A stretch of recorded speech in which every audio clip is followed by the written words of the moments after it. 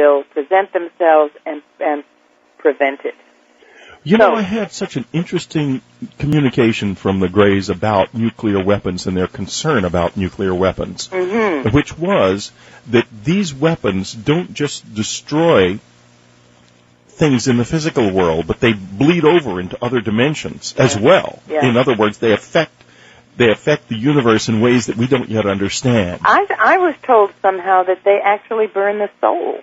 That they shatter the soul, exactly. And he goes on to talk, according to Michael, there were several species of Greys that he worked with.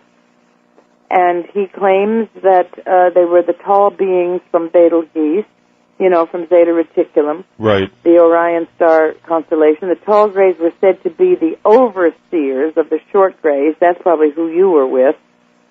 Well, I was with tall Greys, short Greys, and these other little blue, like people that were like sort of dwarf-like, but basically the ones I ended up with over the 11 years was for the most part, the tall Greys. Mm-hmm. Well, he went on to say that the Greys have a positive intention, and that their intentions have basically been hijacked by rogue elements in the U.S. military, and that the tall Greys were known to be the ambassadors of Orion and had agreements with U.S. Air Force generals. It was the job of the tall Greys to hold the short Greys in line. Now, when you say hold in line, what do you mean? Well, I never met a short Grey, so don't know, but apparently they could be more destructive than the tall Greys. The tall Greys were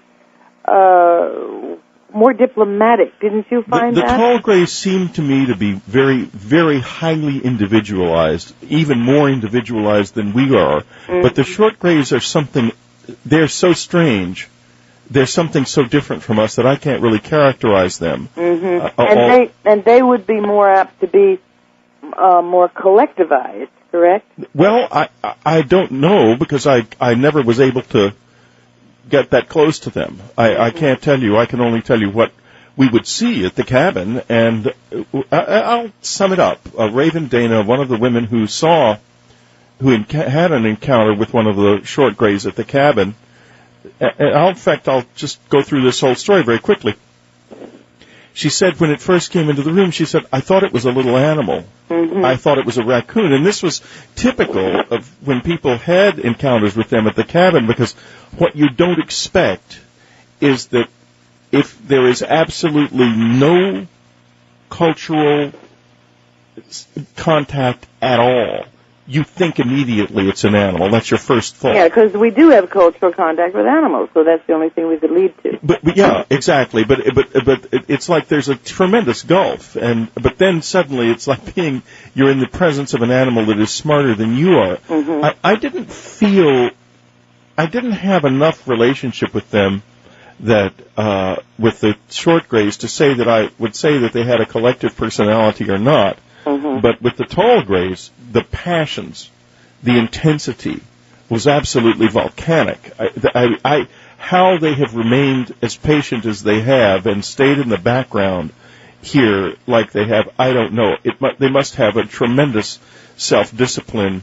We are going to take a break, and Dreamland will be right back in just a moment. A few years ago, British citizen Gary McKinnon reported that he had seen some very strange material on a NASA website suggesting that there might be fleets of spacecraft out in outer space manned by human beings about which we know nothing. Well, now Linda Moulton Howe's latest report suggests that something very like this could be true. Just listen as she tells us about a possible secret military astronaut program with incredible implications. Linda Moulton Howe's fabulous website, earthfiles.com. Don't miss a single day.